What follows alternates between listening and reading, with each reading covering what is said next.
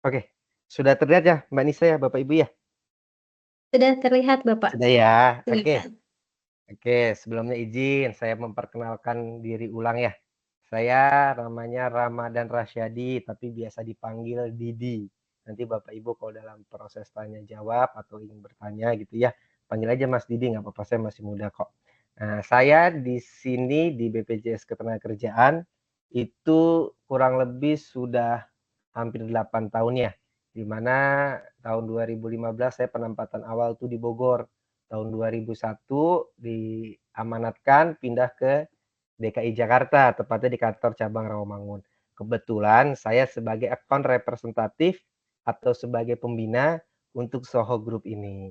Jadi data-data teman-teman gitu kan, apabila nanti ada pengajuan koreksi atau ada penggabungan saldo melalui HRD akan sampaikan ke saya dan saya melakukan perbaikan. Oke.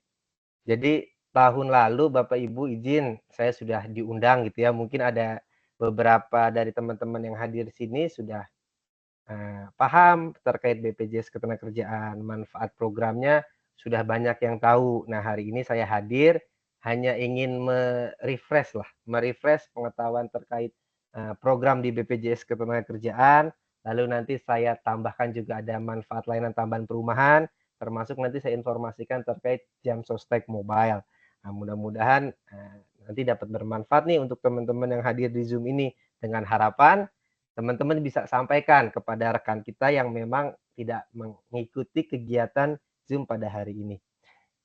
Jadi Bapak Ibu, sebelum lahirnya kami gitu ya, BPJS Ketenagakerjaan atau tetangga kami itu BPJS Kesehatan, dulu penyelenggara jaminan sosial Bapak Ibu ini ada nih. Jadi ada namanya PT Jam Sostek, ada PT Taspen, Asabri, Jasara Harja, Askes, Jamkesmas, dan lain-lain.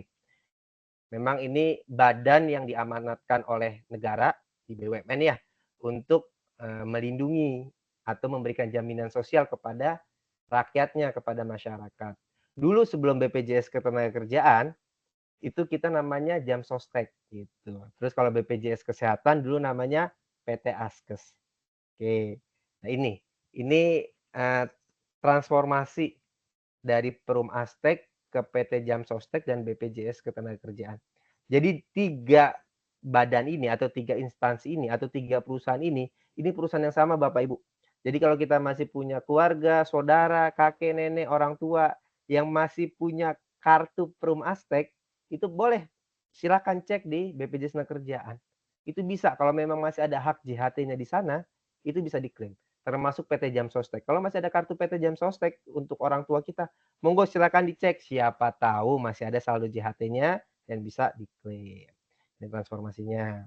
Nah, ini terkait regulasinya. Kalau kita itu tingkatan tertinggi kita terkait regulasi itu di Undang-Undang Dasar 1945, Amandemen keempat pasal 34. Di mana tadi itu pemerintah memberikan kita jaminan sosial gitu. Turunannya baru ke undang-undang, ada turunannya ke PP, ada Perpres, Permenaker, Permenq dan lain-lain. Oke, kita lanjut terkait manfaat atau program apa aja yang ada di BPJS Ketenagakerjaan. Manfaat yang ada sekarang itu kita ada 5 program. Kalau di sini kan ada 4 program ya. Sengaja saya pisahkan slide-nya karena program kelima itu tidak ada iurannya. Biar mudah dipahami.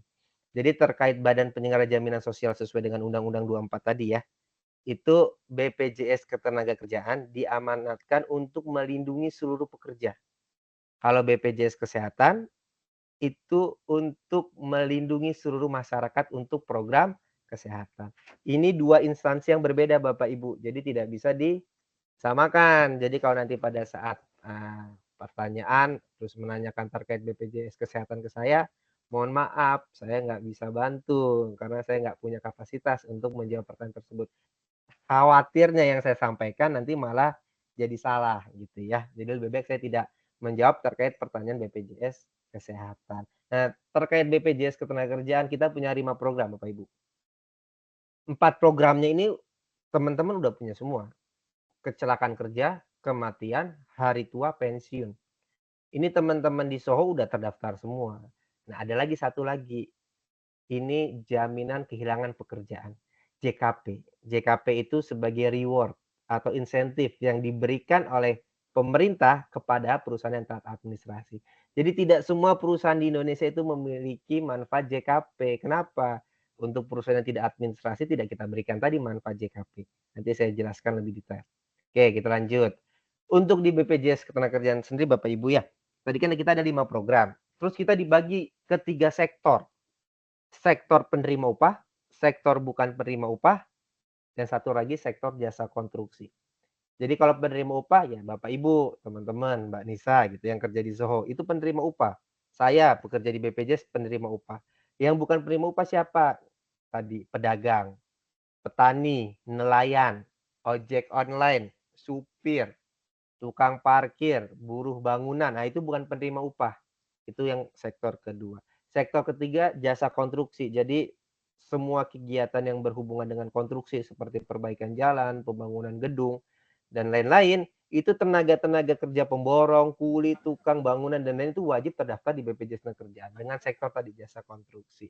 Manfaatnya dari ketiga sektor ini sama persis, pernah kita bedakan. Yang kita bedakan hanya iurannya saja. Oke, kita lanjut. Ini program iuran penerima upah. Nah, jadi kalau program bukan penerima upah ini, itu ada hak dan kewajiban dari perusahaan. Gitu ya. Di mana jaminan kematian dan jaminan kecelakaan kerja, ini yang bayarkan pure seluruhnya perusahaan. Tidak dipotong dari tenaga kerja.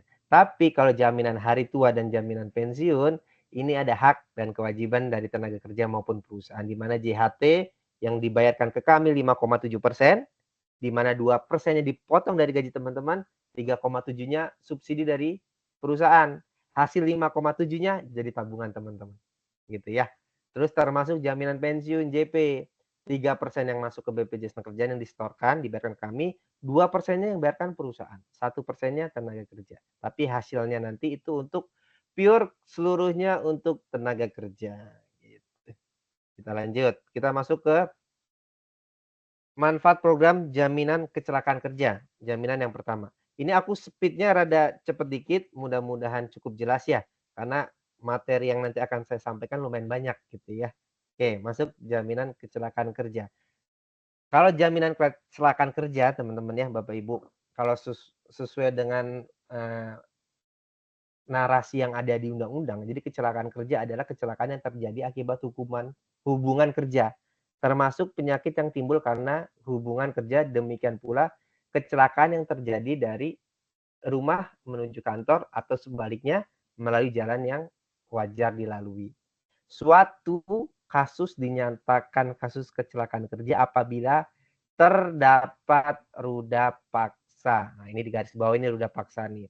Di mana ruda paksa ini diakibatkan karena misalkan terjatuh, terpukul, tertimpa, terhantam, berantem gitu kan, terpleset yang mengakibatkan luka fisik kita. Nah, itu kecelakaan kerja.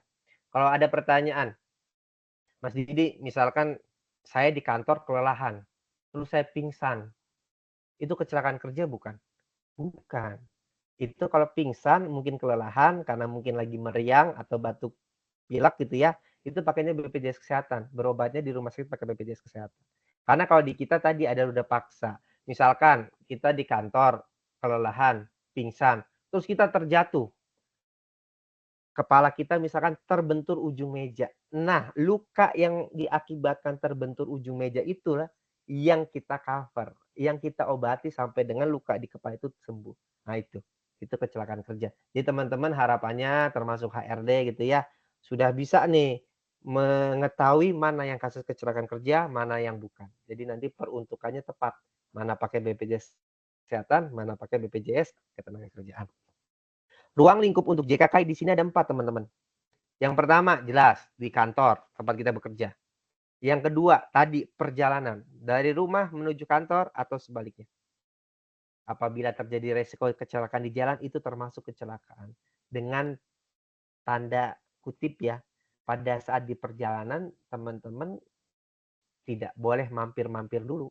Misalkan mau mampir ke Indomaret, mampir ke Alfamaret, atau belanja, itu nggak bisa. Misalkan dituangkan di dalam berita, pulang kerja hangout dulu nongkrong oleh teman-teman di kafe, terus terjadi kecelakaan. Itu ruang lingkupnya bukan lagi kecelakaan kerja ya. Karena tadi niatnya udah berbeda, tidak bekerja. 2. Yang ketiga, ruang lingkupnya di mana? Pada saat perjalanan dinas. Kita ditugaskan dinas atau karena ini Soho ruang lingkupnya ada di seluruh Indonesia gitu ya. WIB, WITA dan WIT ditugaskan dari Jakarta harus misalkan ke Kalimantan. Nah, selama perjalanan dinas itu apabila terjadi resiko kecelakaan, itu BPJS yang cover. 3. Yang terakhir, pada saat kegiatan outing atau gathering, biasanya tuh setahun 2 kali atau setahun sekali tuh ada tuh kumpul-kumpul keluarga kantor gitu kan. Kegiatannya di Monas atau kegiatan di Ancol. Aktivitasnya kita hiburan, tapi karena dilaporkan kegiatan outing itu ke BPJS Ketenagakerjaan, karyawan yang mengikuti kegiatan outing itu terlindungi apabila terjadi resiko kecelakaan di sana, gitu. Jadi di sini harus digarisbawahi untuk, teman-teman HRD ya, kalau misalkan ada kegiatan outing atau kegiatan gathering, yuk lapor, minimal bersurat ke kami gitu ya, ke email saya lah minimal.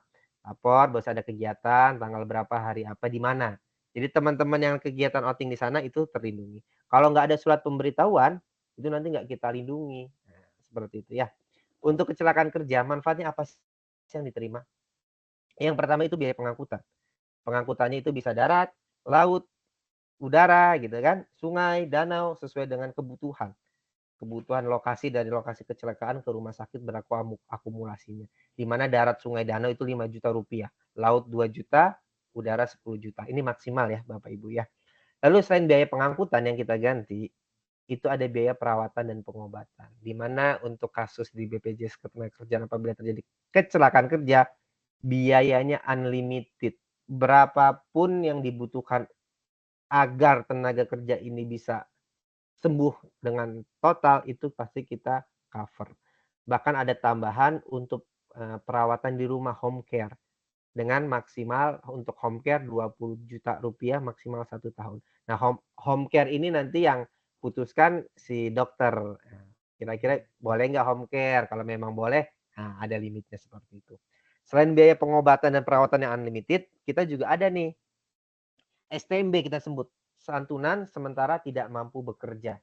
Di mana 1 tahun pertama itu BPJS Ketenagakerjaan yang bayarkan upahnya sesuai dengan pelaporan di SIPP online. Dan dari bulan 13 ke bulan seterusnya sampai dengan dinyatakan dia kembali bekerja atau dinyatakan cacat atau dia meninggal dunia, itu manfaat yang diterima hanya 50%.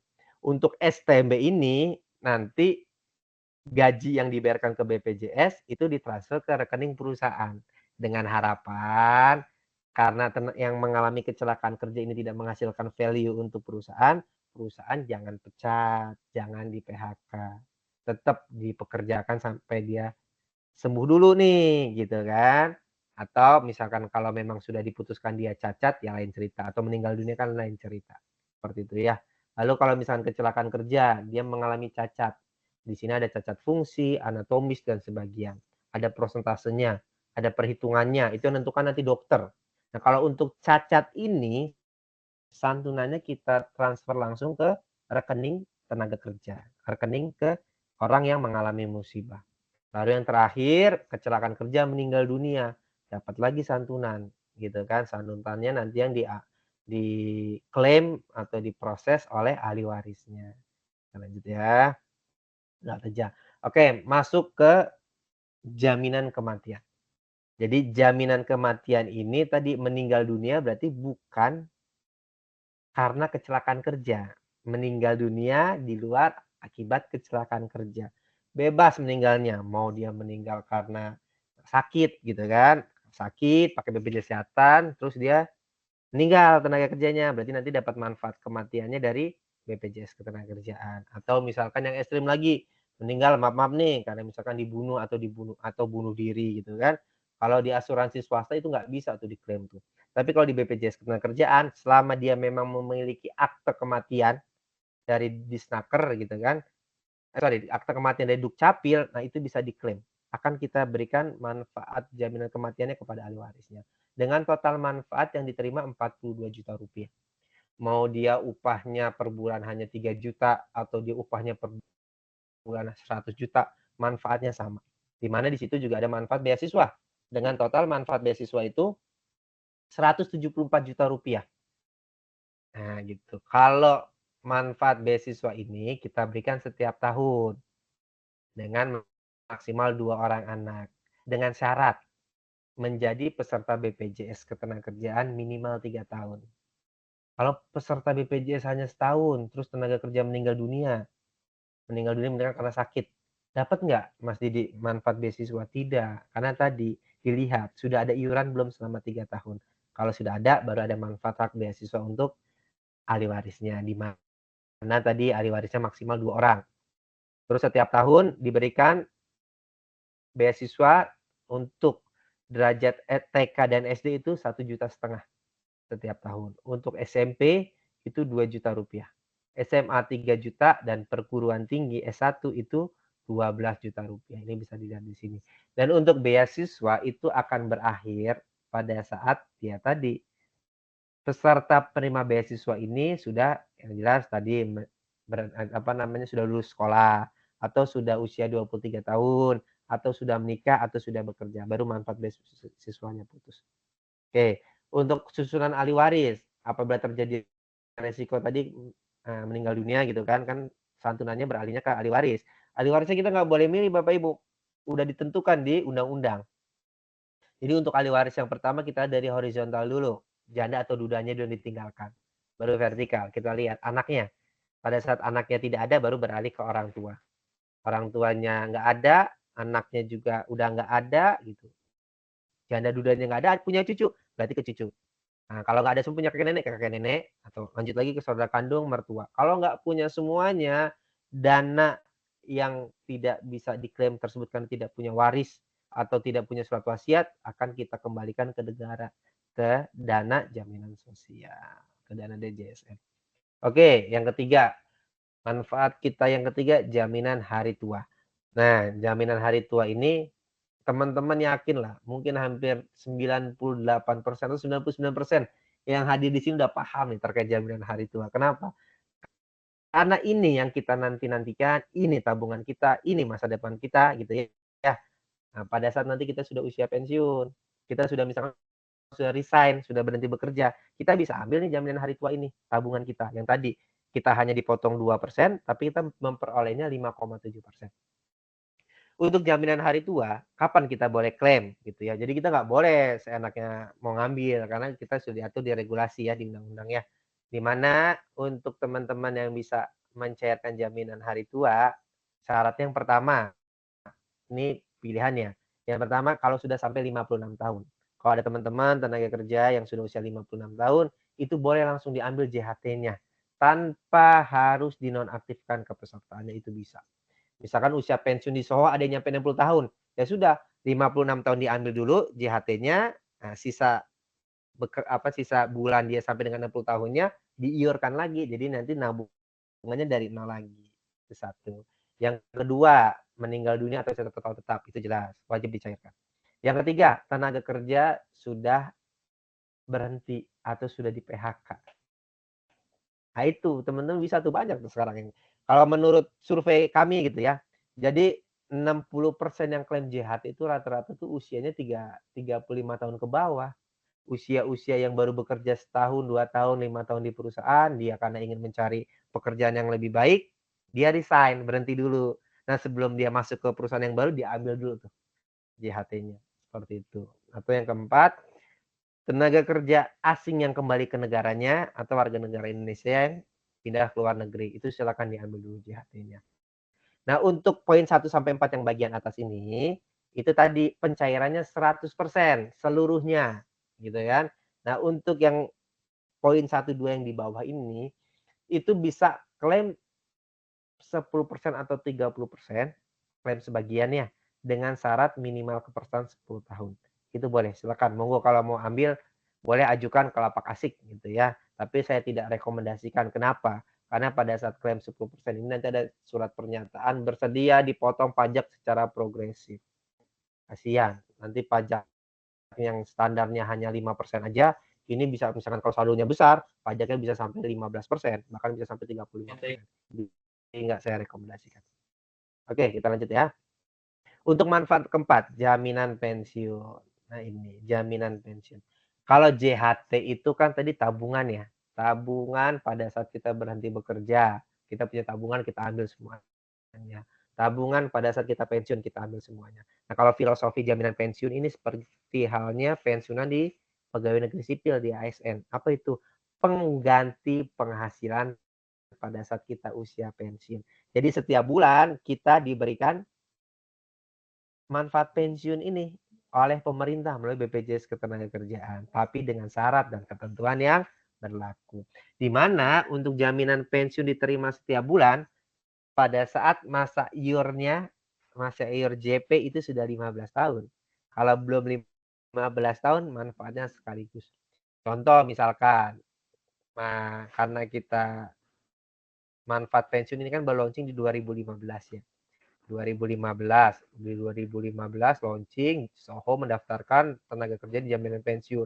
Tapi sudah banyak nih pimpinan-pimpinan kita yang usianya udah 50 tahun. 5 tahun lagi pensiun kan. Berarti kan belum genap tuh 15 tahun. Dia hanya mengiur 5 tahun JP. Nah, karena baru mengiur 5 tahun JP, manfaat pensiunnya dapatnya sekaligus. Hasil akumulasi dan pengembangan kita berikan. Jadi dia dapatnya JHT-nya sekaligus, pensiunnya sekaligus. Tapi kalau kita yang kerja di Soho bisa sampai 20 tahun, 30 tahun, atau 40 tahun gitu ya, kita kan nggak tahu kalau kita umur kita panjang. Nah nanti itu JHT-nya kita terima sekaligus, jaminan pensiunnya kita terima setiap bulan. Sampai kapan? Sampai kita meninggal dunia. Kalau kita meninggal dunia, jaminan pensiun beralih ke janda atau duda. Janda atau duda meninggal dunia beralih ke anak. Sampai kapan? Sampai anak usia 23 tahun atau sudah menikah atau sudah bekerja baru putus jaminan pensiun. Jadi jaminan pensiun yang ada di BPJS Ketenagakerjaan sistemnya sama persis dengan jaminan pensiun yang diterima oleh pegawai negeri sipil. Oke, kita lanjut terkait tadi sektor sebelum masuk ke program JKP ya. Nitip sedikit memberikan informasi terkait sektor bukan penerima upah atau program mandiri. Nah, kalau program mandiri Bapak Ibu itu iurannya sangat kecil, lebih murah dari satu bungkus rokok. Jadi kalau teman-teman di sini ada yang perokok kan tahu sendiri tuh Garpit harganya berapa kan? Antara berapa rokok sekarang? 25.000 sampai 40.000 kan? Itu sehari. Ini sebulan 16.800. Manfaat yang diterima JKK JKM. Kalau ingin ikut tabungan tambah lagi 20.000. JHT-nya bisa diklaim. JKK, JKM, JHT di sini manfaatnya sama persis yang bekerja di PU tadi, yang membedakan hanya iuran. Kalau kita punya saudara, kita punya kerabat, gitu kan, atau kita punya pembantu rumah tangga, atau kita punya supir, daftarkan di JKK dan JKM. Iurannya hanya 16.800 per bulan. Pembayarannya bisa sebulan, 3 bulan, 6 bulan, atau setahun langsung. Jadi kalau terjadi resiko, maaf-maaf nih kita punya pembantu, udah kita daftarkan setahun, kita enak, aman. Terjadi resiko kecelakaan atas pembantu kita yang kerja 24 jam sehari. Bawa ke rumah sakit, tunjukin kartu BPJS. Tinggal lengkapi administrasi di rumah sakit. Udah. Kalau meninggal dunia, maaf, kalau pembantu rumah tangga kita misalkan kena musibah, meninggal dunia, berapa sih yang mau kita berikan untuk uang santunan ke ahli waris? Sejuta, 2 juta gitu kan. Paling bagus paling 5 juta. Tapi kalau dia udah kita berikan perlindungan jaminan kematian, 42 juta itu udah pasti untuk tadi si ahli waris gitu ya. Untuk pembayaran BPU bisa di mana aja. Nah ini ada simulasi perhitungan. Misalkan kita punya suami atau punya istri yang memang pekerjaannya dia secara mandiri di rumah kan, ibaratnya seperti warisan Bapak Ibu. Kita mengeluarkan duit 16.800 per bulan. Butuh berapa tahun untuk 42 juta? Nah itu. Untuk perhitung dapat 42 juta, ini 42 ya, bukan 24 kebalik. Itu membutuhkan waktu untuk menabung selama 208 tahun. Ada nggak yang kira-kira hidupnya sampai kan tidak. Tapi dengan tadi kita mendaftarkan beliau ke programnya Mandiri di BPJS Ketenagakerjaan, ini ada warisan yang bisa memang nanti membantu pada saat memang mengalami resiko meninggal dunia. Kan bisa untuk pengajian atau bisa untuk buka usaha baru dan lain-lain. Oke, nah ini manfaat program BPJS Ketenagakerjaan untuk 4 program. Oke, suara saya masih jelas kan, Bapak Ibu, Mbak Nisa masih jelas kan? Aman ya? Masih jelas, Aman Pak, ya? masih aman. Oke, sorry nih kalau speed-nya saya cepatkan sedikit. Oke, sekarang kita masuk ke tadi program kita yang kelima, jaminan kehilangan pekerjaan. Geser dulu. Oke, nah ini. Jaminan kehilangan pekerjaan JKP, program kita terbaru yang kelima. Slide-nya saya bedakan. Kenapa? Karena di program JKP ini tidak ada iuran yang kita pungut atau kita kolek dari tenaga kerja maupun perusahaan. JKP ini pure sifatnya insentif, sifatnya reward yang diberikan pemerintah untuk perusahaan yang taat administrasi. Nanti saya jelaskan taat administrasi seperti apa. Nah, untuk dasar hukum program JKP ini, itu di Undang-Undang Cipta Kerja, Bapak Ibu. Undang-Undang Cipta Kerja yang kemarin sempat heboh tuh tahun 2020 kan, sempat demo tuh kan. Nah, ini lahirlah program jaminan kehilangan pekerjaan. Di undang-undang ini dijelaskan untuk BPJS Kesehatan tetap sama, mengelola jaminan kesehatan nasional. Untuk BPJS Ketenagakerjaan diamanatkan menambah satu program yang dikelola, yaitu jaminan kehilangan pekerjaan. Jaminan kehilangan pekerjaan ini tidak hanya BPJS yang kelola. Pengelolaannya itu secara bersamaan dengan Kementerian Ketenagakerjaan. Karena nanti untuk klaim JKP, websitenya itu yang punya website dari Kemenaker, Kementerian Ketenagakerjaan. Nah ini syarat agar teman-teman atau tenaga kerja memperoleh manfaat JKP. Yang pertama, kalau dilihat dari pesertanya ya, dari tenaga kerjanya, wajib warga negara asing. WNA nggak bisa. Yang kedua, usia belum mencapai 54 tahun. Karena kalau udah mau usia 55, 56 udah mau pensiun gitu ya, kalau mengalami PHK itu udah nggak bisa. Yang ketiga, mempunyai hubungan kerja. Kalau mempunyai hubungan kerja berarti di sini ada tenaga kerja, ada perusahaan. Berarti hanya untuk sektor penerima upah. Kalau bukan penerima upah dan konstruksi itu tidak bisa menerima manfaat JKP ini. Yang keempat, nah ini perusahaan administrasi. Kalau perusahaan menengah besar wajib mengikuti full program BPJS Ketenagakerjaan, JKK, JHT, JKM, JP, jaminan pensiun. Ditambah satu lagi Bapak Ibu, jaminan kesehatan. Jadi harus punya BPJS Kesehatan. Kalau nggak punya BPJS Kesehatan, berarti nggak bisa. Yang kelima untuk perusahaan mikro dan kecil, itu boleh nggak ikut program jaminan pensiun. Tidak hanya JKK, JKM, JHT, dan BPJS Kesehatan. Nah, ini dilihat dari syarat dan ketentuan untuk peserta agar memperoleh manfaat JKP tadi. Kalau untuk perusahaan gimana? Kalau untuk perusahaan tadi udah jelas, karena harus PU, penerima upah, harus ada perusahaannya. Perusahaannya ini harus berbadan hukum, boleh PT, SIPI, gitu kan, Persero, dan lain-lain. Yang nggak bisa itu apabila dia yang berhubungan dengan pemerintah seperti kementerian. Jadi kepesertaan kementerian itu nggak bisa menerima manfaat JKP. Sisanya yang berbadan hukum selain di kementerian atau di badan-badan lain yang memiliki hubungan dengan pemerintah itu masih bisa memperoleh manfaat JKP. Untuk manfaat JKP sendiri, iurannya tadi ya, kan tidak dibebankan ke tenaga kerja maupun perusahaan.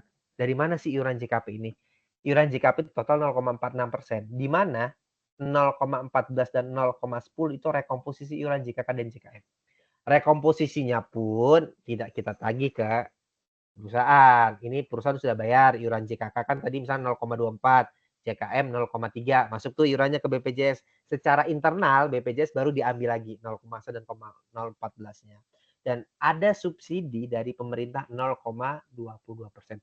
Jadi setiap bulan pemerintah itu menggelontorkan dana sebesar total dari penerima manfaat JKP dikali 0,22, dapat sekian triliun misalkan kan. Nah, masuklah ke wadahnya untuk program JKP ini. Apa sih manfaat yang diterima untuk program JKP ini? Perlu digarisbawahi Bapak Ibu teman-teman. Jadi penerima manfaat JKP ini hanya teman-teman yang mengalami PHK. Gitu ya. Ada surat PHK dari perusahaan. Perusahaan lapor ke Disnaker ada terjadi PHK. Nah itu penerima manfaat JKP. Kalau dia hanya resign, meninggal dunia, atau dia pindah unit kerja dan lain selain di PHK, itu tidak berhak menerima manfaat JKP. Manfaat JKP ada 3 manfaat. 2 manfaatnya ini dikelola langsung oleh Kementerian Ketenagakerjaan. Di mana manfaat tersebut adalah pelatihan kerja dan akses informasi pasar kerja. Dengan harapan kalau teman-teman mengklaim JKP gitu kan, selain dapat manfaat uang tunai setiap bulan buat ongkos gitu kan, setelah itu teman-teman dapat bekerja kembali karena di sini ada pelatihannya, ada informasinya dan lain-lain. Untuk manfaat uang tunai yang diberikan selama 6 bulan, di mana 3 bulan pertama itu diberikan 45%, 3 bulan berikutnya diberikan 25%. Dengan batas upah yang ditetapkan pertama kali di 2020 itu Rp5.000.000. Sampai dengan hari ini belum ada, batas upahnya belum berubah lagi. Tetap Rp5.000.000. Contoh untuk mempermudah pemahaman. Kalau teman-teman di Soho ada yang upahnya misalkan Rp12.000.000, terus mengalami PHK. Berarti teman-teman klaim JKP-nya itu manfaat 3 bulan pertama hanya Rp5.000.000 dikalikan 45%. 3 bulan berikutnya Rp5.000.000 dikalikan 25%. Nah, itu kalau gaji 12 juta. Tapi kalau gajinya Rp4.000.000, berarti yang dikalikan 45 dan 25 hanya 4 juta, tidak 5 juta. Seperti itu ya teman-teman ya. Pengajuan manfaat JKP. Jadi kalau tadi syarat dan ketentuannya ada lagi dilihat lagi nih terkait masa iur. Masa iur untuk penerima manfaat JKP dia harus 2 bulan itu membayar iuran menjadi peserta. Di mana 6 bulannya dibayarkan secara berturut-turut. Gitu. Jadi dalam kurun waktu 2 tahun dilihat nih dalam 2 tahun oh dia udah 12 nih. 12 bulan jadi peserta BPJS di mana 12-12-nya dibayarkan secara berturut itu udah masuk, udah eligible. Tapi misalkan, oh dalam 24 bulan, di sini 3 bulan, di sini 3 bulan, terus pindah lagi di sini 4 bulan, terus akhirnya 6 bulan. Dihitung total selama berturut 12 bulan, itu juga dapat eligible. Seperti itu ya, lihat masa iurnya. Yang kedua, pengajuan periode pengajuan. Untuk JKP itu sih ada masa kadaluarsa. Masa kadaluarsa klaim JKP itu 3 bulan. 3 bulan sejak ter-PHK, 3 bulan sejak surat itu keluar, 3 bulan sejak pelaporan ke Disnaker. Itu. Lebih dari itu JKP nggak bisa diklaim. Syarat pengajuan tadi ada bukti PHK. Bukti PHK berarti yang mengeluarkan tadi perusahaan. Lalu ada komitmen untuk bekerja kembali. Nah, adanya komitmen untuk bekerja kembali ini nanti diupload ke tadi sistemnya Kemenaker. Situsnya itu situs siap kerja, dimasukin ke sana. Ikuti proses yang ada di Kemenaker, sudah di-approve, baru setiap bulan akan diberikan tadi bantuan subsidi upah tadi. Kriteria bukan penerima JKP tadi karena JKP itu kan hanya yang di PHK. Kalau tidak di PHK ya berarti tidak terima. Tunggakan iuran. Oke, tunggakan kalau aman lah nggak ada nunggak. Cuma kalau ada nunggak, perusahaan yang nunggak mau klaim JKP lebih dari 3 bulan, JKP-nya yang bayarkan perusahaannya terlebih dahulu. Setelah tunggakannya lunas baru silakan perusahaan klaim ke BPJS Tenagakerjaan. Hak atas manfaat JKP tadi kan terlihat masa iur ya, harus ada 1 tahun masa iur. Yang kedua, manfaat JKP kedua itu nunggu dulu nih 5 tahun sejak memperoleh manfaat JKP yang pertama. Manfaat ketiga 5 tahun sejak menerima manfaat JKP kedua. Hilangnya hak manfaat JKP tadi tidak mengajukan, kadaluarsa berarti ya. Yang kedua, telah mendapat pekerjaan. Berarti kalau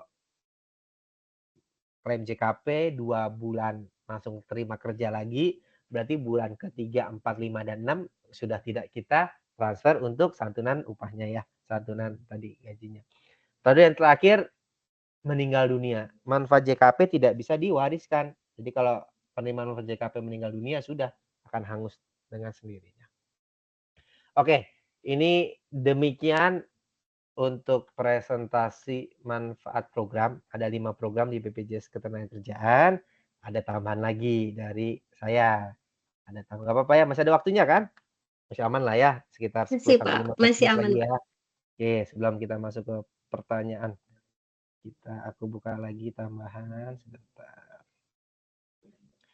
Di sini ada manfaat layanan tambahan perumahan gitu kan. Jadi di BPJS Ketenagakerjaan ada loh. Kita bisa loh bantu teman-teman yang ingin mempunyai rumah gitu kan. Rumahnya tapi dengan syarat dan ketentuan ya, jangan rumah yang mewah. Dan manfaat di BPJS Ketenagakerjaan untuk manfaat layanan tambahan ini itu berbeda ya dengan Tapera ya. Nggak ada hubungannya sama sekali. Itu nggak tahu deh, mudah-mudahan nggak lagi ya ada Tapera ya. Tenaga kerja cukup menerima manfaat MLT dari BPJS Ketenagakerjaan. Oke. Oke, manfaat layanan tambahan MLT. Ini khusus perumahan Bapak Ibu nih. Saya rasa nih teman-teman banyak nih yang belum mengetahui manfaat layanan tambahan. Bahwasanya di BPJS ada loh manfaat layanan tambahan ini untuk kita bisa punya rumah ya. Oke, ini mah pengertian standar lah ya, kita lewat-lewat aja ya. Dasar hukumnya ini terkait data udah pengajuan ke Bank BTN. Jadi kenapa ini logonya Bank BTN Bapak Ibu? Kebetulan untuk BPJS Ketenagakerjaan yang kerjasamanya berjalan dengan baik sampai dengan hari ini ya dengan Bank BTN.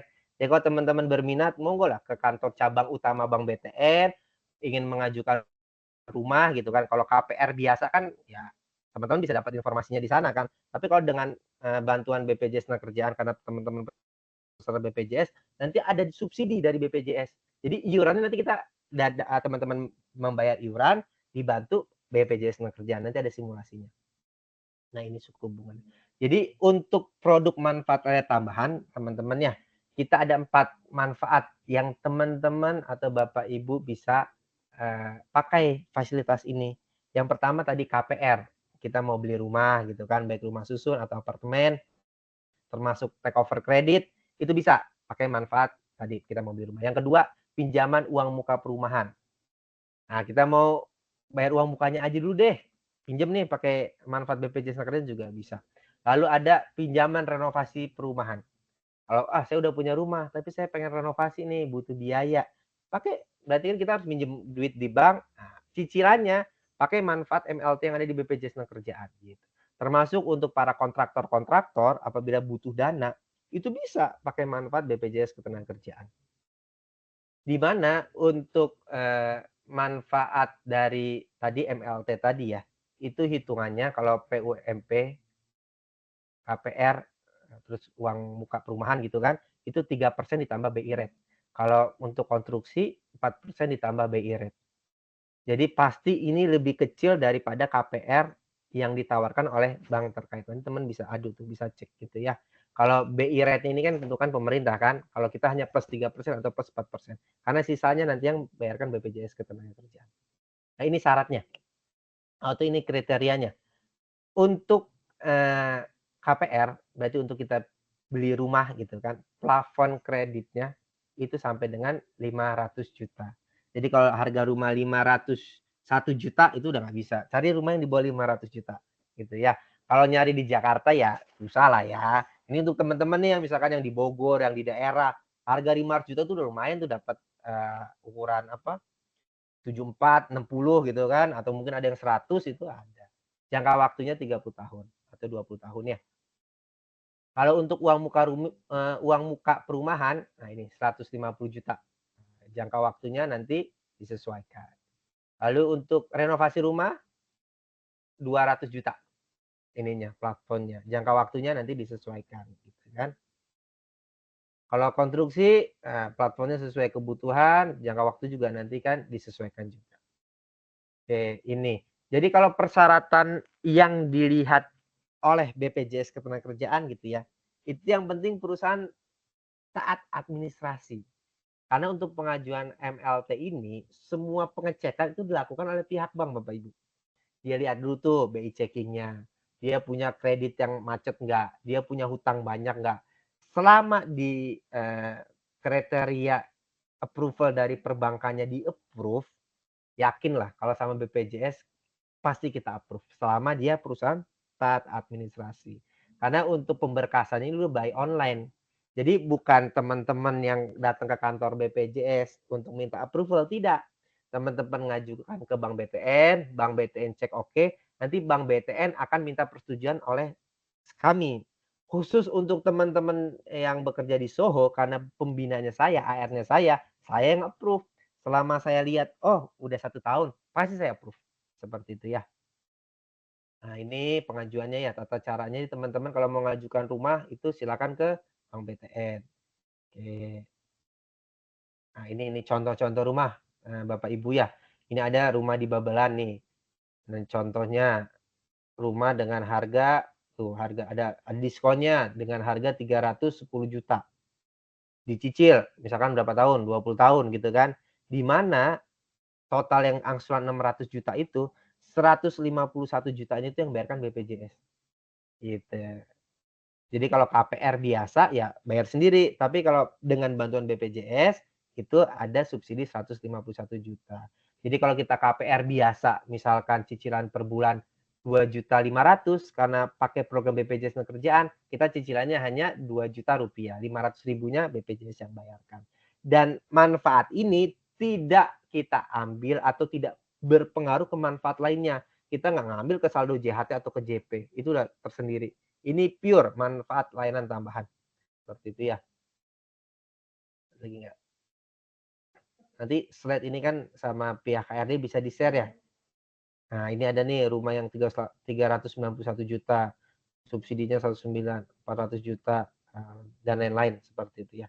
Nah, ini setelah saya informasikan seperti ini, harapannya teman-teman yang mengetahui manfaat ini, kalau ingin memiliki rumah gitu kan, rumah pertama yang nggak mewah-mewah, yang penting punya dulu, monggo silakan manfaatkan manfaat layanan tambahan perumahan ini.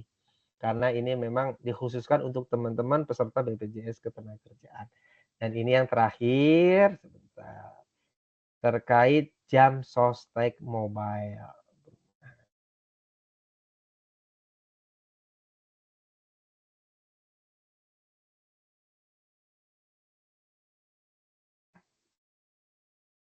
Oke, jam sostek mobile, JMO. Teman-teman peserta BPJS Ketenagakerjaan wajib install, wajib registrasi, wajib punya ini. Kenapa? Karena memang manfaat atau tools yang ada di sini sangat penting sekali untuk kita di kemudian hari pada saat kita mau klaim gitu kan. Pada saat kita mengalami musibah, pakai JMO ini. Jadi JMO ini dulu namanya BPJS TKKU. Kalau teman-teman yang menjadi peserta udah lama udah tahu tuh BPJS TKKU kan. Kita ganti nama aja, berubah jadi Jam Sostek Mobile JMO. Nah, ini sistem kami. Jadi JMO sekarang itu sudah any platform. Jadi dulu kan kita hanya bisa di Android. Sekarang di iOS, di Apple ya, iPhone itu bisa kita install. Lalu any payment. Sekarang kita udah bisa bayar nih, Mas. Kalau mau bayar iuran BPJS Ketenagakerjaan untuk program BPU, udah bisa di JMO. Lalu kita bisa buka di mana aja. Anytime dan anywhere. Kita bisa cek nih di JMO kita, perusahaan udah bayar iuran BPJS Ketenagakerjaan belum ya, gitu kan. Itu bisa dicek. Atau data kita udah bener atau belum nih di BPJS, itu kita bisa cek di sini. Jadi kita akan aware dengan data-data kita sendiri apabila kita memiliki jam sostek mobile ini. Kalau untuk tingkat keamanannya makin ke sini makin diamanin, makin di-upgrade tingkat keamanannya. Kayak duluan kita kan isunya kan ada IE gitu kan. Ya video call mukanya siapa, keluar siapa gitu kan. Nah, sekarang udah kita lebih amankan lagi.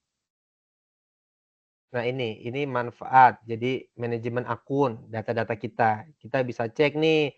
Oh, bahkan kita bisa foto. Fotonya udah sesuai sama kita. Data kepesertanya udah sesuai. Upah yang dilaporkan udah sesuai. Pada saat nggak sesuai, silakan lapor ke JMO bisa. Nanti tidak lanjuti oleh AR-nya. Lalu tadi kemudahan untuk payment ya, kemudahan pendaftaran dan pembayaran iuran. Tadi kan saya jelaskan terkait bukan penerima upah. Jadi kalau teman-teman punya kerabat, saudara, suami atau istri yang ingin didaftarkan ke BPJS Ketenagakerjaan Program Mandiri yang iurannya hanya 16.800, pakai JMO, buka. Di JMO bisa tuh daftarkan istri, bayar 16.800, keluar kode iuran, tinggal bayar. Bayarnya mau di ATM, mau di mobile banking, mau di Indomaret, mau di mana aja bisa. Terus bisa program penginian data. Pengkinian data itu juga sebagai kita misalkan mau penggabungan saldo. Kalau penggabungan saldo yang kita ketahui sekarang kan pengajuan nih ke AR-nya. Dari tenaga kerja ngajuin ke HRD, HRD ngajuin ke AR, kita gabungkan saldonya. Dengan menggunakan JMO, kita juga bisa penggabungan saldo. Dengan cara tadi apa? Pengkinian data. Terus kemudahan klaim. Kalau untuk JMO, kita bisa klaim JHT kita dengan nominal saldo di bawah 10 juta. Jadi kalau untuk klaim JHT, ada 2 cara, 3 cara. Satu, saldo di bawah 10 juta bisa pakai JMO. Prosesnya 15 menit langsung cair. Yang kedua, lapak asik. Saldo berapapun di lapak asik. Gitu kan. Nanti ada jadwal untuk interview, untuk video call gitu kan. Yang ketiga, langsung datang ke kantor cabang terdekat. Kantor cabang terdekat ini ada syarat dan ketentuan di mana yang boleh datang ke kantor cabang terdekat itu satu, kalau usianya sudah 56 tahun, itu jadi prioritas. Langsung datang, langsung kita layani. Atau terjadi kendala pada saat klaim di JMO maupun klaim di lapak kasih ada kendala, ada buktinya. Itu baru klaim manual kita layani di kantor cabang terdekat. Lalu ada co-marketing. Jadi ada perusahaan-perusahaan. Jadi kita di JMO itu kan kita bisa share iklan kan. Nah, yang sudah co-marketing ya iklannya kita share. Terus ada lagi JKP, ada tuh informasi di sana. MLT tadi yang saya jelaskan, manfaat taman perumahan ada di sana. Termasuk ada wallet. Nah, gitu kan. Bisa naruh duit, kita ada pinjaman atau ada promo-promo yang menarik ada di aplikasi JMO. Jadi teman-teman wajib punya JMO, wajib registrasi, wajib mulai aware untuk data-data pribadi melalui JMO. Tata cara penggunaan. Nah, ini nanti di-share aja, teman-teman bisa baca sendiri, bisa diikuti langkah-langkah kalau belum punya registrasi nih. Nah, ikuti langkah-langkah ini. Belum pernah pengkinian data, monggo silakan ikuti data-data di sini. Kartu digital ada di sini, cek saldo juga ada, klaim JHT juga ada langkah-langkahnya, tracking klaim JHT juga bisa dari JMO. Gitu ya. Jadi kalau untuk JMO karena ranahnya di pelayanan, misalkan ada pertanyaan terkait data, saya nggak bisa masuk JMO, saya lupa user password JMO, saya udah pengkinian, mau pengkinian ulang nggak bisa gitu. Solusinya hanya dua, nggak bisa ke Mas Didi. Solusinya hanya ke call center 175 atau ke CS kantor cabang terdekat. Ya, demikian yang bisa saya sampaikan. Mohon maaf apabila ada salah-salah kata atau kecepatan dalam menjelaskan gitu ya. Apabila ada pertanyaan, saya persilakan. Saya kembalikan ke Mbak Nisa. Baik, terima kasih Mas Didi atas pemaparan materinya nih, detail banget ya Bapak Ibu ya. Ada program tambahan juga nih dari BPJS, gitu. Oke, selanjutnya kita akan masuk ke sesi Q&A ya Bapak Ibu. Kita akan bacakan kolom chat, namun sebelumnya saya akan memberikan kesempatan bagi Bapak Ibu yang mau bertanya langsung, silakan bisa raise hand Bapak Ibu yang mau bertanya langsung. Ada yang raise hand nih Pak Didi, Boleh. atas Lanjut. nama Pak Muhammad Mauludin atau Pak Dandin ya. Silakan Pak Pak Dandin, Dandin. boleh di-open Ya, mic. Pak Dandin silakan. Selamat siang menjelang sore Pak Didi. Siang, Pak Ya, terima Dandin. kasih Pak atas pemaparannya. Tadi sih saya sebenarnya udah nanya di kolom chat, cuman karena Ya, ada kesempatan untuk bisa bertanya langsung, saya mau coba tanya langsung aja Pak. boleh. Ada 2 poin yang ingin saya tanyakan. Yang pertama itu tadi JP terkait dengan jaminan pensiun Pak. Nah Ya. itu karena kalau info yang saya tahu itu kan perhitungannya nggak tahu simpang siur ya Pak, sampai dengan 65 tahun baru bisa dicairkan. Nah jadi pertanyaan saya, JP Boleh. itu akan diberikan pada saat kita pensiun langsung atau setelah 65 tahun? Nah itu yang informasi yang disinformasi saya terima, kalau Ya. misalnya pun setelah 65 tahun, artinya berapa yang kita terima, apakah itu langsung sekaligus atau bulanan yang kita terima, itu yang pertama. Oke. Yang Ya. kedua, jika karyawan meninggal, nah Siap. JHT dan JP itu kan pasti kan akan diurus sama ahli waris, Pak. Benar. Nah, itu bagaimana prosesnya, Pak? Oke, siap. Itu 2 pertanyaan dari Siap, saya. Pak Makasih Dandin. atas Oke. waktunya. Iya, sama-sama. Makasih pertanyaan bagus. Aku izin share dikit lagi nih. Kelihatan ya, Mbak Nisa ya? Ya, terlihat Kelihatan ya? Pak. Untuk jaminan pensiun Pak Dandin. Jadi kita kan diatur di regulasi ya. Kalau Bapak baca nih, usia pensiun ditetapkan pertama kali 1 Juli 2015. Usia 56 tahun. 1 Januari 2019 57. Dan selanjutnya gitu kan setiap 3 tahun akan naik 1 tahun. Hingga maksimal usia pensiun itu di 65 tahun. Nah, ini ada nih tabel nih, nanti bisa share juga nih ke teman-teman nih. Kira-kira kapan sih kita bisa menerima jaminan pensiun? Kalau tahun ini Pak Dandin ya, di 2024 ini teman-teman yang bisa menerima manfaat pensiun itu di usia 58. Tapi kalau saya, karena saya masih panjang gitu kan, masih apa namanya, iurannya masih banyak, kerjanya juga masih lama, saya di 65 tahun. Untuk mempermudah, kita lihat dari apa namanya, dari tahun kelahiran kita, Bapak.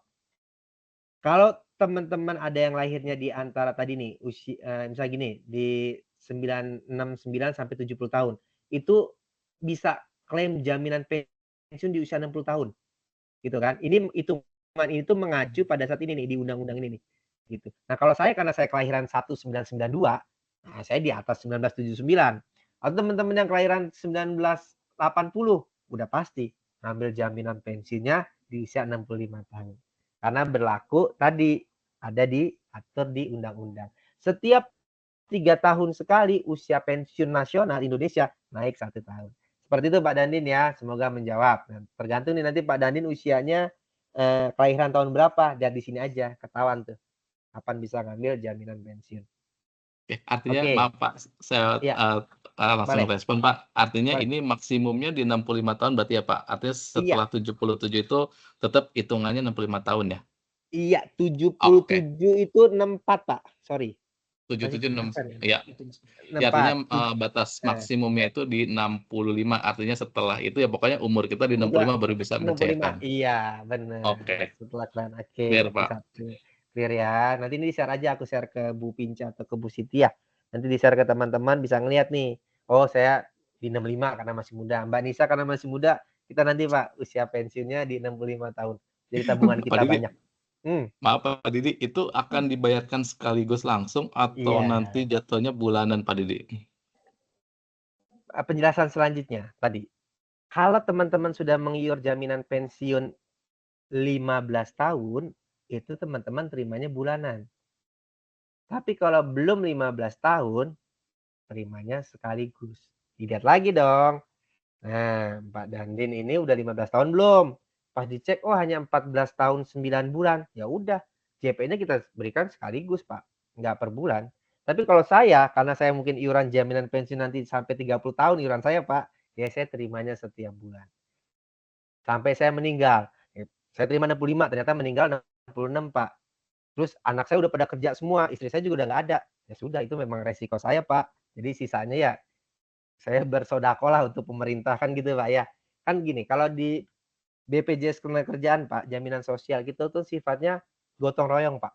Kita yang kaya bantu yang kurang kaya, kita yang sehat bantu yang lagi sakit, kita yang muda bantu yang tua. Seperti itu. Clear ya, Pak Dandin ya untuk jaminan pensiunnya. Terima bulanan atau Clear tidak Pak. tergantung iurannya sudah 15 tahun atau belum. Terus manfaat pertanyaan yang kedua, menerima manfaat JHT dan JP pada saat tenaga kerja sudah meninggal dunia. Gimana cara proses klaimnya? Oke, untuk proses klaim yang meninggal dunia itu pasti Pak harus dibantu oleh HRD perusahaan. Tapi yang klaim harus ahli waris. Ahli warisnya harus datang ke kantor BPJS Ketenagakerjaan terdekat, Pak. Nggak harus ke Rawamangun, Pak. Kalau misalkan lokasi kita misalkan di Jogja atau di Kalimantan atau di Sulawesi untuk ahli warisnya ya monggo silakan ahli waris datang ke kantor BPJS terdekat, silakan lengkapi berkas-berkasnya. Biasanya sih didampingi Pak sama HRD di site sana Pak. Jadi nggak dilepas gitu aja, kasihan kan kalau ahli waris klaim datang ucuk-ucuk sendiri, kecuali datang yang kedua kali gitu kan. Itu boleh datang sendiri apabila untuk melengkapi berkas saja. Jadi kalau untuk klaim JHT dan JP untuk ahli waris hanya bisa offline di kantor cabang terdekat. Seperti itu Pak Dandin. Terima kasih Jawabnya. Pak Didi, clear Ya, informasinya. sama-sama Pak. Oke, terima kasih Pak Didi atas jawabannya ya, dan terima kasih juga Pak Dandin atas pertanyaannya. Oke, kita akan jawab pertanyaan di kolom chat ya Pak Didi ya. Boleh. Saya akan Kalau bacakan dari dari mana dulu Ibu nih? Laurin Suhendar. Oke, Sebentar. Oke, siap. bagaimana cara klaim JKM dari keluarga serumah, Pak? Apakah klaim JKM dapat cair jika terdapat tunggakan pembayaran? Silakan Pak Oke. Didi. Ya, bagus. Kalau Soho kayaknya nggak ada tunggakan lah ya, jadi aman lah ya. Jadi izin Ibu Lauren, Jadi untuk bisa proses JKM, jaminan kematian, itu iuran pada saat tenaga kerja meninggal itu harus sudah dibayarkan. Jadi kalau meninggalnya bulan Juli ini, iuran sampai dengan bulan Juli harus terbayarkan dulu, baru bisa klaim. Pada saat ada perusahaan menunggak iuran, misalkan 3 bulan, itu akan di-hold dulu Bu untuk klaim kematiannya. Nunggu perusahaan bayar dulu sampai bulan Juli. Seperti itu ya. Nah, makanya kalau di Saus sih saya rasa mudah-mudahan dengan perusahaan besar ya. Nah, nggak ada tuh proses tunggakan tuh. Jadi bisa proses meninggal bulan Juli, bulan Agustus sudah bisa diajukan. Untuk klaim JKM tidak ada masa kadaluarsa. Gitu ya. Kalau JKK kan ada tuh, JKK itu ada masa kadaluarsa 5 tahun. Jadi kalau ada JKK, nggak ada pelaporan sampai 5 tahun ke depan, terus dia baru ngelapor di tahun ke-6 itu udah nggak bisa kita terima. Tapi kalau JKM, karena memang itu terbukti iurannya ada, dia baru klaim 5 tahun atau 10 tahun ke depan tuh masih kita bisa akomodir. Untuk proses klaimnya tadi datang ke rumah Bu Loren, datang ke rumah. Datang ke CS kantor cabang terdekat, tinggal lengkapi berkas-berkasnya aja. Berkas-berkasnya itu pasti dimiliki oleh si ahli waris gitu kan. Kalau ahli warisnya taat administrasi ya, ada buku nikah, ada catatan sipil gitu, ada akte kelahiran dan lain-lain, itu pasti bisa diproses. Karena kalau untuk administrasi dari perusahaan untuk klaim JKM itu hanya paklaring aja. Oke, lanjut. Oke, baik. Terima kasih Pak Didi atas Ya. jawabannya. Bu Laurin, apakah sudah terjawab pertanyaannya? Oke, kita lanjut ke pertanyaan berikutnya ya, Bapak. Nah, di sini ada yang raise nih, Pak Didi. Boleh, Kita lanjut. beri kesempatan bagi yang raise hand dulu ya, Pak ya. Boleh. Oke, dengan Bapak Yayan Adi Hartono. Silakan Pak Yayan, bisa di open mic-nya. Pak Yayan, silakan Pak. Selamat sore Pak Didi, Sore, Assalamualaikum. Pak Yayan. Waalaikumsalam. Itu Pak, kalau meninggal sebelum saya kan estimasi 65 ya.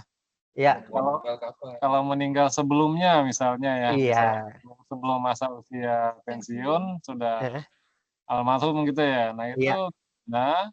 dan Heeh. kalau usia saya melebihi 65 dan dapat manfaat yang per bulannya, itu Hmm? per bulannya itu berapa ya Pak kira-kira? Oke, siap. Yang pertama dulu Pak, kalau misalkan meninggal sebelum 65 tahun, berarti manfaat JP-nya kali waris ya. Kali warisnya dilihat tadi apakah ke istri, kalau istrinya ada berarti ke istri, kalau istri nggak ada bapak punya anak berarti ke anak. Anak misalkan juga nggak ada berarti ada orang tua ke orang tua. Termasuk tadi yang sudah dijelaskan ya untuk susunan ahli waris. Yang kedua, eh, tadi nominal. Nominal manfaat jaminan pensiun yang diterima berapa? Sampai sekarang Pak, nih hari ini nih nggak ada Pak yang bisa ngitung nominal pasti, angka fixnya itu berapa nggak ada Pak. Karena dilihat dari inflasi. Nah dulu, dengerin penjelasan saya dulu. Dilihat dari inflasi ke depannya Pak. Nah itu kan forecasting tuh Pak, peramalan kan. Tapi kita ada simulasi Pak. Bapak wajib buka aplikasi JMO. Di situ ada simulasi untuk menerima jaminan pensiun pada saat kita udah pensiun. Kalau saya hitung punya saya Pak, pensiunan saya itu nanti di usia 65 tahun Pak, nominalnya kurang lebih sekitar 19 juta Pak. Tapi itu hanya simulasi gitu ya. Tidak ada angka pasti karena angka pastinya melihat dari inflasi setiap tahun. Seperti itu Pak Yayan, semoga menjawab ya. Oke, terima kasih Pak Terima Didi. kasih, Pak Pak. Yayan gimana Pak? Sudah terjawab pertanyaannya? Satu lagi nih Pak, Boleh, boleh. ini kalau yang masa kepesertaannya di atas 15 tahun kan Iya, tadi di info bisa nerima manfaatnya per bulan ya. iya benar Pak. Nah, bisa nggak kalau minta diskaliguskan misalnya gitu ya untuk buka usaha atau apa gitu Pak? Iya, aku juga pengen Pak sebenarnya Pak. Kami di internal juga maunya gitu Pak, terima sekaligus. Karena kembali lagi Pak, kalau kita ada diskusi kan ini kan regulatornya kan pemerintah Pak ya. Regulatornya kan Kemenaker dan anggota DPR lah tuh yang nyusun itu kan.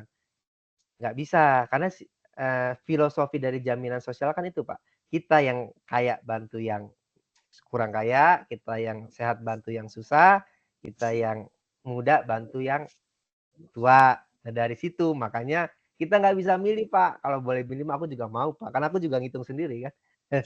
Seperti itu, Pak, Yayana, kita sepemikiran, Pak. Cuma kembali lagi kita Oke, sudah Pak. diatur di Iya, Pak. regulasi, kalau memang ada perubahan regulasi dan harapan kita bersama bisa berubah regulasinya, wah cakep tuh, Pak. Baik, terima kasih Pak Didi. Gimana Pak Yayan, Oke. ada mau Ini menanggapi? ada titipan pertanyaan lagi nih, Pak, dari Boleh, rekan lanjut. saya nih, Pak. Silakan Kenapa? Bapak. Jadi gimana? Misalnya usia pensiun nih menurut BPJS 65 tahun. Iya, Nah, sebelum masa 65 sudah pensiun dari perusahaan. iya, benar. Jadi apakah bisa menerima manfaat tersebut atau enggak gitu, Pak? Nunggu dulu, Pak, jawabannya. Jadi sampai dengan hari ini usia pensiun yang ditetapkan pemerintah itu kan 58, Pak. Cuma banyak perusahaan itu yang pensiunnya di 55, Pak. Jadi untuk klaim JP-nya nunggu dulu, Pak, sampai usia 58. Gitu ya. Jadi menunggu pemerintah melihatnya, Pak, izin itu by regulasi, by undang-undang, tidak melihat budaya dari perusahaan. Jadi ikuti. Jadi yang perusahaan kita tenaga kerja yang bekerja di perusahaan, kita ikuti regulasi atau aturan yang ada di pemerintah. Gitu, Pak ya. Jadi nunggu dulu, sabar, Pak ya. Oke, Pak. Iya, Pak. Siap, Pak. Oke. Nih, terima kasih banyak Pak Didi. Sudah Sama-sama. lumayan juga. Terima kasih Pak Yayan, terima kasih Pak Didi atas jawabannya. Pak, ada yang raisen lagi nih Pak, ada 2. Boleh, nggak apa-apa. Oke, dengan Pak Lofrinal. Silakan Pak Lofrinal, bisa di open mic-nya. Ya, selamat sore Pak Didi. Sore, Pak. Mau tanya Pak, saya mau tanya itu tentang ini apa namanya nomor BPJS Ketenagakerjaan saya itu kan 1. KPJ. Cuma dulu, Ya. dulu saya di KPJ Jogja, nya 1. terus sekarang Ya. saya di Jakarta. Ya. Itu sekarang tuh jadi 2 itunya saldonya Ya. gitu loh. Nah Saldo itu 2. gimana tuh caranya biar dia jadi Gabung. total gabung gitu? Iya. Karena Bapak yang izin. statusnya kan non aktif apa gitu. Karena dulu saya kan di cabang Jogja, sekarang di Jakarta gitu. Gimana tuh Pak? Oke, ya. Sama-sama di Soho, Pak? Di Jogja sama-sama di Soho? Iya Pak, sama ya. Oke, kalau sama tanpa Pak Klaring, Pak. Bapak tinggal info ke HRD info ke saya dengan form penggabungan saldo nanti saya gabungin, Pak. Itu langkah cepatnya, Pak. Kalau Bapak nggak mau ribet, tinggal info ke HRD-nya siapa, HRD lapor ke saya. Atau Bapak bisa pengkinian data di JMO. Kalau mau di JMO itu makanya saya tahu karena saya buka di JMO. Gitu. Oke. Nah, nanti ada panduan. Nah, siap. Ada panduan. Katanya ada panduan JMO ya. Saya sudah share ke HRD-nya ya. Nanti HRD share ke teman-teman. Bapak ikuti cara pengkinian data. Nanti pada saat pengkinian data itu, Pak, Bapak lengkapi data-data pribadi Bapak, termasuk foto Bapak, termasuk nanti saldonya otomatis tergabung, Pak. Gitu ya. Jadi penggabungan saldo ada 2, teman-teman ya. Bisa pengajuan melalui HRD dibantu saya, atau secara mandiri teman-teman di aplikasi JMO dengan cara pengkinian data. Seperti itu, Bapak. Siap, terima kasih Pak Didi. Nanti saya coba yang di JMO-nya. Boleh. Oke, thank you. Oke, terima kasih Pak Lofrinal atas pertanyaannya. Oke, lanjut ke pertanyaan berikutnya ya Pak ya. Ini juga masih ada yang raise hand nih Pak. Dari Lampung EDP atas nama Bapak Nur Hidayat. Silakan Pak Nur Hidayat. Bisa di open mic. Selamat sore Mas Didi.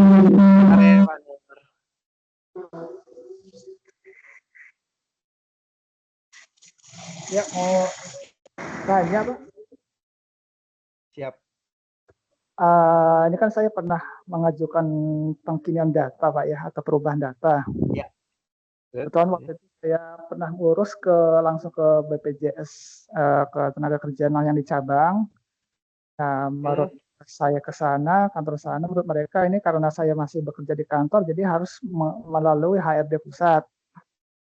Nah, akhirnya saya mengurus juga ke HRD pusat setelah dengan memberikan beberapa data, itu sekitar di bulan Desember 2023.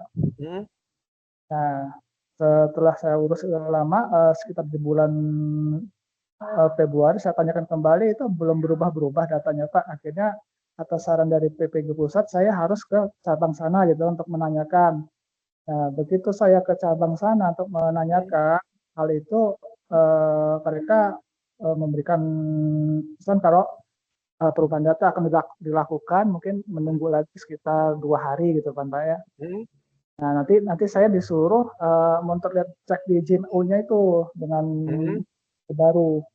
Namun setelah 2 hari saya cek lagi belum ada dan saya kesana lagi masih belum bisa berubah gitu Pak. Dan itu gimana Pak ini mekanismenya?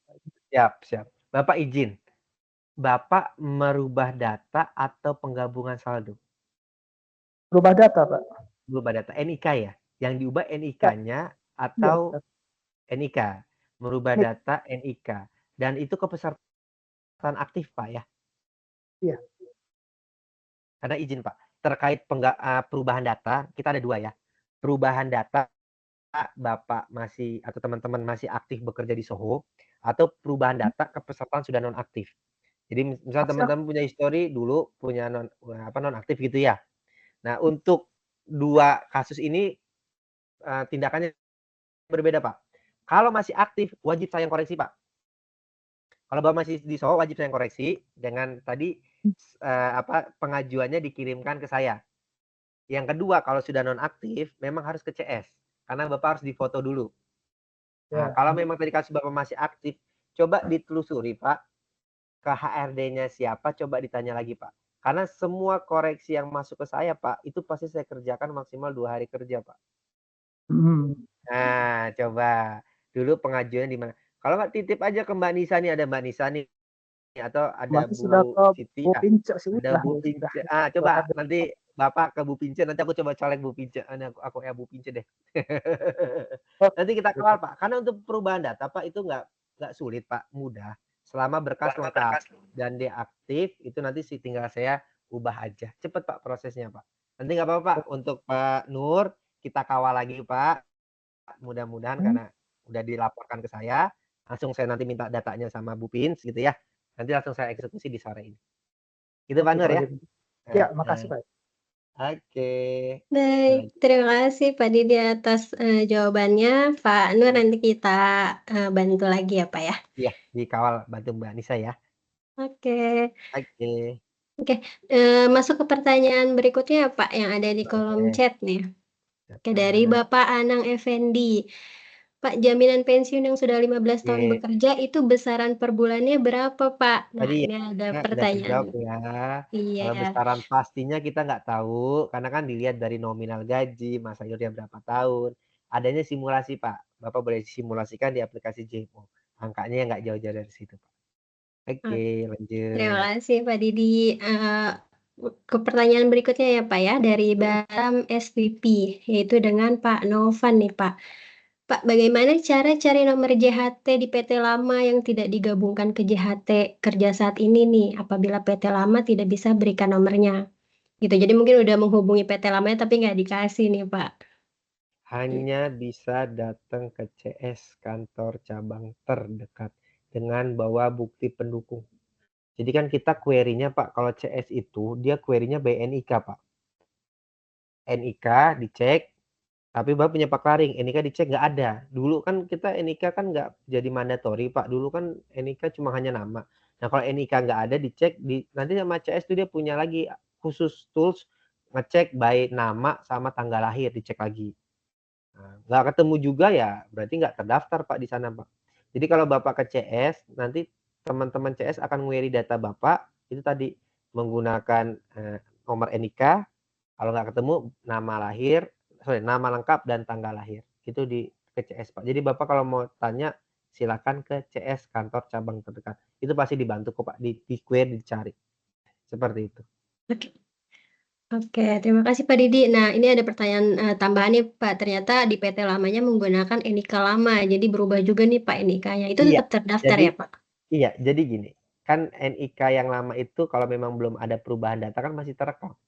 Kasih aja semua data ke CS. Mbak atau Mas, ini saya punya data nih, ini NIK lama saya, ini paklaring saya gitu kan. Ini NK saya baru. Saya dulu pernah terdaftar di perusahaan ini, minta tolong dicekin dong. Nanti CS akan cek tuh dengan data-data pendukung yang diberikan oleh si tenaga kerja. Kan kita kan harus ada verifikasi dan lain-lainnya. Itu akan dicek dulu nanti sama si CS. Pasti kita bantu kok. Seperti itu. Baik. Terima kasih Pak Didi. Pak Novan, apakah sudah jelas Pak? Oke, jika sudah jelas dan tidak ada tanggapan lagi, baik kita ke pertanyaan selanjutnya ya Pak ya. Dari Heeh. Ibu Eva Yunita.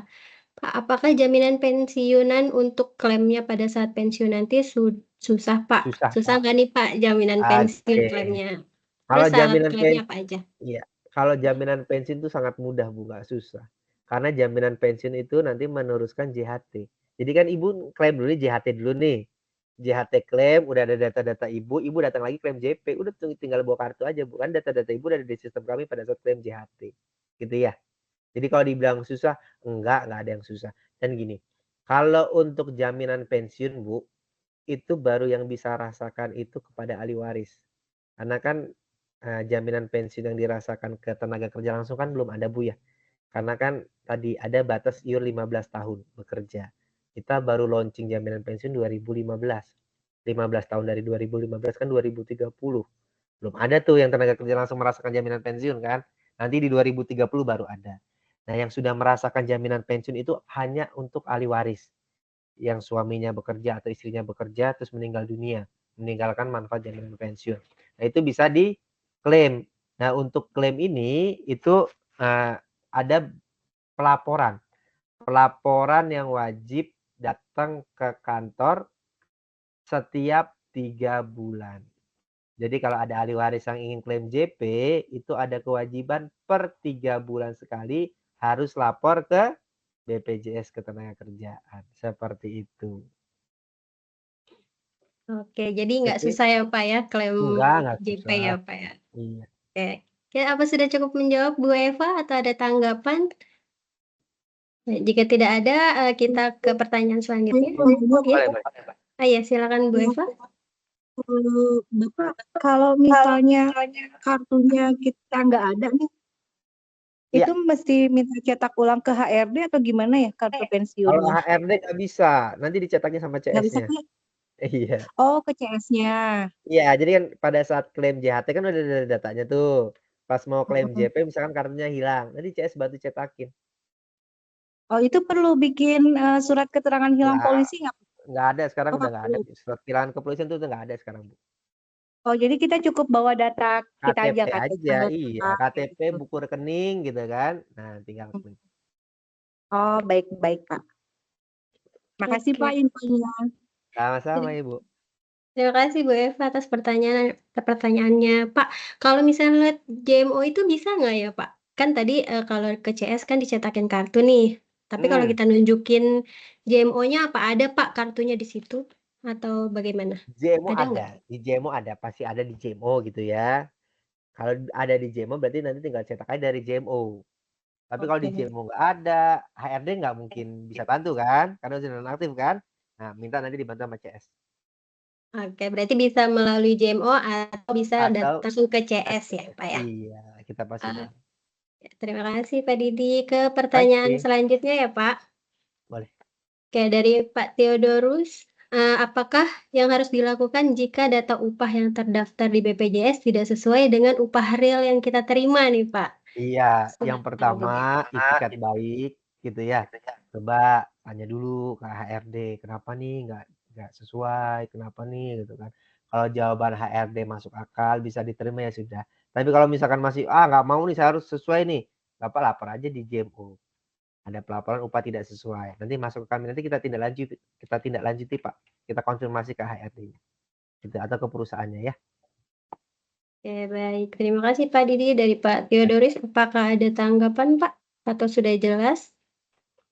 Jika sudah jelas, maka kita akan ke pertanyaan selanjutnya ya Pak ya. Ya, lanjut. Oke, dari Banjarmasin Edipi. Izin bertanya Pak, cara untuk take over rumah nih, tadi program MLT ya Pak ya? MLT ya. Ya. Cara take over rumah. Nah, kembali lagi Pak, terkait MLT itu administrasi syarat dan ketentuannya di perbankan Pak. Bapak komunikasi ke perbankan, ke Bank BTN. Minta caranya gimana, solusinya gimana. Kalau dari BPJS Pak, itu hanya bagian approval aja Pak. Gitu. Nanti dibantu sama perbankan tuh syarat dan ketentuan. Dicek juga BI rate-nya. Bapak masih masuk nggak nih bisa dapat pinjaman dari Bank BTN. Kalau memang udah sesuai, masuk, syarat-syarat sudah dibantu, ya udah saya tinggal approve Pak. Seperti itu. Untuk jangka waktu minimal berapa tahun tadi ya, Kalau untuk KPR kan ada tuh, plafonnya 500 juta, jangka waktu 30 tahun atau 20 tahun. Oke. Terima kasih Pak Didi. Jadi bisa datang langsung ke Bank BTN-nya ya Pak ya? Iya, Oke. gitu ya. Dari Banjarmasin EDP apa ada tanggapan? Jika tidak ada, kita ke pertanyaan selanjutnya ya Pak ya, dari Ibu Dian Rahayu.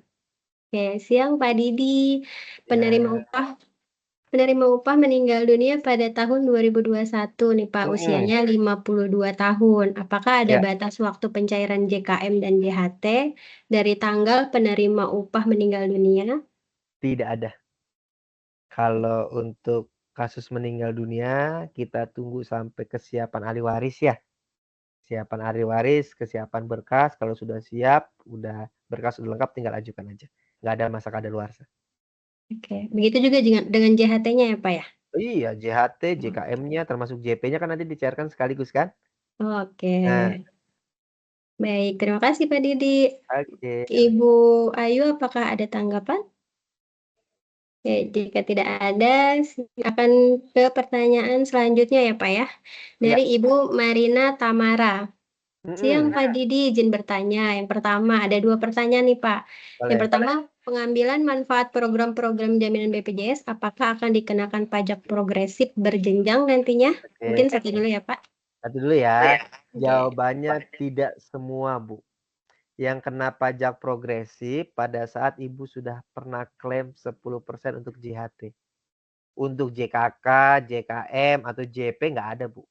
Progresif itu hanya berlaku untuk JHT 10% aja ya. Selebihnya nggak ada. Gitu Bu ya, terjawab ya. Yang nomor 2. Yang keduanya Pak, jika sudah punya rumah, apakah diwajibkan mengikuti program MLT Pak? MLT perumahan nih. Bisakah pelunasan sisa cicilan KPR via BPJS dengan program ini Pak? Kalau udah punya rumah, kan MLT itu dikhususkan untuk tenaga kerja yang rumah pertama, Bu. 1 gitu kan. Kalau Ibu udah punya, ya berarti nanti diprioritaskan untuk yang rumah pertama dulu. Yang kedua, pelunasan cicilan. Untuk MLT harus dari baru, Bu. Nggak bisa udah di tengah-tengah kita mau KPR, di tengah-tengah kita udah KPR misalkan normal, terus masuk nih program BPJS, itu nggak bisa. Jadi harus dari awal menggunakan program BPJS Ketenagakerjaan MLT ini. Seperti itu Bu Marina. Ya. Oke, baik. Terima kasih Pak Didi. Jadi nggak bisa di tengah-tengah ya Pak ya, jadi harus dari awal. Dari awal. Oke, apa ada tanggapan dari Bu Marina? Jika ada, silakan di open mic-nya. Oke. Jika tidak ada, maka ke pertanyaan selanjutnya nih Pak ya. Pak, karena waktunya juga sudah mepet hampir ya. habis nih Pak ya. Iya. Jadi mungkin Yang saya belum nanti kayak tahun lalu aja, yang belum dicatat nanti saya jawab Oke, di tapi email gitu untuk ya. satu pertanyaan terakhir ya Boleh. Pak ya. Boleh. Oke. Dari Ibu Eva Yunita. Lagi nih Pak, ternyata masih Boleh, ada Bu Eva pertanyaan gimana? Ibu Eva. Oke. Untuk daftar mandiri BPJS Ketenagakerjaan syaratnya apa Pak? Bisa online atau harus ke kantor BPJS nih Pak? Syaratnya hanya KTP, nomor HP, dan pekerjaannya apa. Untuk pendaftarannya, Bu Eva bisa pakai aplikasi JMO tadi ya. Atau dibantu secara kolektif sama HRD. Misalkan di sini teman-teman nih banyak yang berminat untuk mendaftarkan sanak familinya, atau mungkin juga punya pembantu rumah tangga. Yuk dibantu HRD, dilakukan secara kolektif. Tinggal minta aja nomor KTP, nomor HP, sama kerjanya apa gitu kan. Kirim datanya ke aku, Excel gitu kan, bentuk Excel. Nanti aku daftarkan gitu. Pembayarannya mau satu-satu pun nanti saya buatkan kode satu-satu, atau pembayaran mau dilakukan sekaligus juga boleh. Gitu ya, Bu Eva ya. Oke. Oke, Dari baik Bu Pak. Eva, apa ada tanggapan Bu Eva? Jadi bisa daftar lewat HRD Soho gitu Pak maksudnya? Bisa. Iya, kalau Untuk misalkan keluarga. HRD Soho mau bantu nih, izin nih, minta bantu nih ke Bu Sita atau ke Bu Pinsia. Misalkan direkap, diinfo aja di Excel, Pak Didi, ini nama-namanya yang mau daftar BPU. Udah aku tinggal input, nanti aku tinggal share kode bayarnya. Mau bayarnya langsung setahun, mau langsung sebulan, mau 3 bulan, nanti aku input, aku buatkan kode bayarnya. Gitu. Oke. Siap, Kak. Makasih infonya ya, Pak Didi. Sama-sama. Terima kasih Bu Eva. Oke, mungkin Bapak Ibu itu pertanyaan terakhir ya Bapak Ibu. Nah, nanti untuk pertanyaan yang belum terjawab, nanti kita akan jawab melalui email ya Bapak Ibu. Nanti kita akan Iya, berikan pertanyaannya ke Pak Didi, nanti Pak Didi jawab, kita share lagi ke Bapak siap, Ibu. siap. Gitu. Oke, mungkin untuk sesi pemaparan materi dan Q&A-nya sampai di sini ya Bapak Ibu Iya, dan Pak Didi, terima kasih. Namun sama-sama, Mbak Nisa. Oke, namun sebelumnya nih tadi kan belum ada sesi foto nih Pak ya, karena kita nanti Boleh. akan di-share ke sosial media, makanya kita akan sesi foto terlebih dahulu ya. Mohon kesediaan Bapak Ibu untuk open cam terlebih dahulu Bapak Ibu. Oke, kita akan sesi foto dulu ya. Nah, sesi foto akan dipandu oleh Mbak Ayu ya. Oke, Mbak Ayu, mohon dibantu. Silakan Mbak Ayu.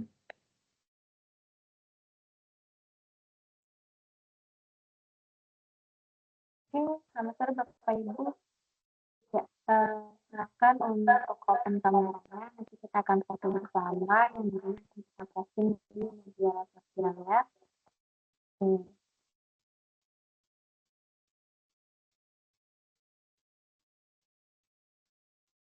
Oke, saya capture dulu yang pertama ya. 1, Ya. 2, 3. Oke, sebentar.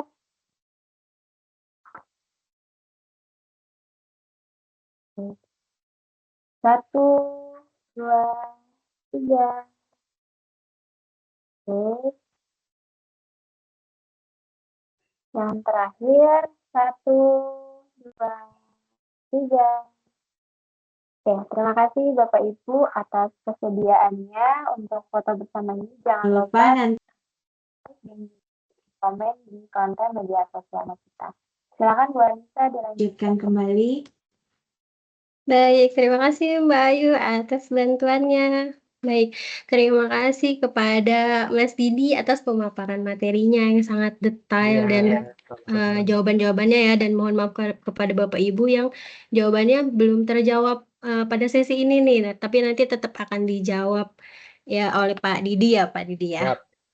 Oke, Pak Didi mungkin untuk closing nih Pak, apakah ada closing statement nih dari Bapak? Silakan. Oke, closing statement dari saya. Kalau saya nggak bosan-bosannya mengingatkan. Yuk teman-teman, kita lihat kanan kiri, sanak famili, saudara, kerabat terdekat. Ya, kalau memang belum menjadi peserta BPJS Ketenagakerjaan, boleh diinfokan gitu kan. Karena teman-teman kan sudah mengetahui ya manfaat yang luar biasa dari program BPJS Ketenagakerjaan dan iurannya juga sangat kecil kan. Yuk diingatkan, nanti kalau ada butuh sesuatu saya siap support, saya siap bantu untuk kepesertaan tadi ya teman-teman dan saudara-saudara. Lalu saya juga tidak lupa ingatkan sekali lagi untuk teman-teman yang belum menggunakan aplikasi JMO, segera download dan gunakan aplikasi JMO karena aplikasi JMO ini nanti sangat berguna sekali untuk kebutuhan teman-teman di kemudian hari pada saat proses klaim. Seperti itu ya. Mungkin itu saja yang bisa saya sampaikan. Sekali lagi saya ucapkan terima kasih. Mohon maaf apabila ada salah-salah kata. Nah, saya akhiri. Akhirul kalam. Wassalamualaikum warahmatullahi wabarakatuh.